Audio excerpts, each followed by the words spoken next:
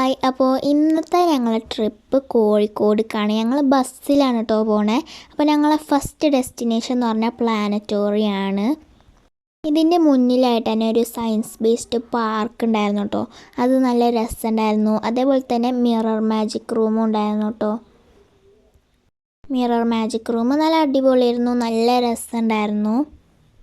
ഞങ്ങളിപ്പോൾ 3D സിനിമക്കായിട്ട് ready ആവാണ് കേട്ടോ. 3D cinema ഉണ്ടായിരുന്നു. അതേപോലെ തന്നെ ഒരു അടിപൊളി നല്ല ഭംഗിയുള്ള അക്വേറിയം ഉണ്ടായിരുന്നു കേട്ടോ. നല്ല ഭംഗിയുള്ള ഫിഷസൊക്കെ ഉണ്ടായിരുന്നു കേട്ടോ. നല്ല കളർഫുൾ മത്സ്യങ്ങളൊക്കെ ഉണ്ടായിരുന്നു. അങ്ങനെ അതും നല്ല അടിപൊളിയായിരുന്നു കേട്ടോ. പ്ലാനറ്റോറിയത്തിന് ശേഷം ഞങ്ങൾ ബേപ്പൂർ ബീച്ചിലേക്കും പോയിരുന്നു. അതിൻ്റെ വീഡിയോ ചാനൽ വിസിറ്റ് ചെയ്താൽ നിങ്ങൾക്ക് കിട്ടും കേട്ടോ.